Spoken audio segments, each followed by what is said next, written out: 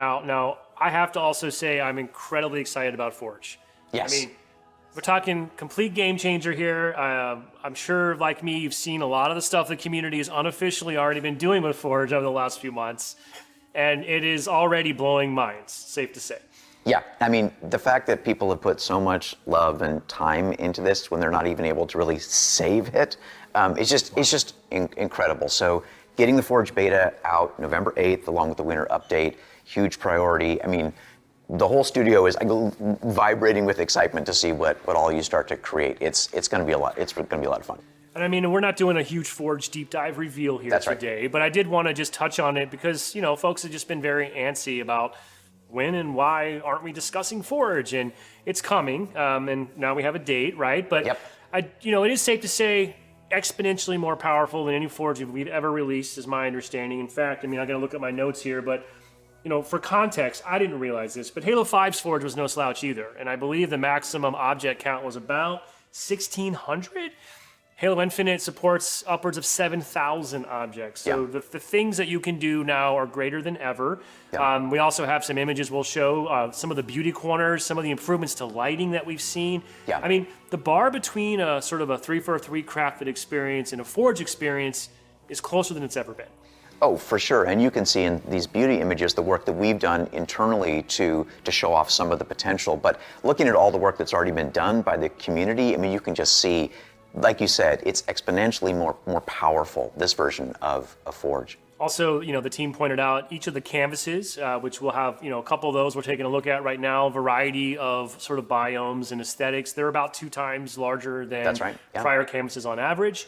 And then, we've got really cool, exciting features, object scaling, which sounds like not a big deal, but, keep in mind in the old Forge, you'd have to have, if you wanted to have different size blocks, you'd have to ship a fixed size of each block. That's right. Swelling that up, like that footprint becomes massive. Now I could have one block and I can infinitely scale it to any dimension I want to, essentially, right? Yeah. And I mean, just that feature alone, it seems so small or simple when you talk about it, but just looking at the work the community has already done to take the primitives that we have, to take the objects and reconfigure them into things that we never imagined that people would reconfigure them into just through object scaling. I mean, it just unlocks a whole bunch of creative potential and fun. So it's been great to see. I didn't expect to see somebody object scale a torso of a Spartan. I'm not sure if you've seen the giant torsos with the tiny legs, but I want to play that experience, whatever that is, right? Also, we have things like node graph scripting. It's a little bit too deep for us to go into today, but safe to say it's a visual, incredibly powerful tool that allows people to script experiences, gameplay rules. I've seen some cool stuff on people combining weapon types together, and that's going to be a game changer as well. Yeah, and don't forget that we also are shipping NavMesh support for Forge. So what that means is all the bots will be able to navigate through these levels for testing as well as for play, and that's also really, really exciting. So, I mean, we're just scratching the surface. I am excited to say that in the coming weeks, folks should stay tuned to Halo Waypoint. We're going to be working with the Forge teams to start to put together little featurettes to go deeper on some of the specific new elements of Forge. Another great upside of Forge, obviously you can make maps with it, and what better way to showcase that than 2 brand new maps that we've actually created internally using Forge. That's right, Argyle and Detachment, both of which were built in the Forge toolset. Starting with Argyle, this is a larger footprint 4v4 arena map that's really meant to support stealthy play styles. It's got this cool cathedral ceiling, bases have these diving boards, and we have dual grapple shot spawns at each base. And the hope here is that we're really going to set up some fun, heroic super plays, some nice grapple shot swinging across the map. There are also dual sniper spawns to set up some really fun sniping battles. And although this might look a little bit like Epitaph from Halo 3, it's not a remake of Epitaph, though the Forerunner art style is a little bit similar.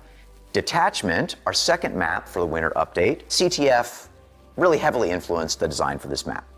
Contains a lot of really unique and emergent flag routes.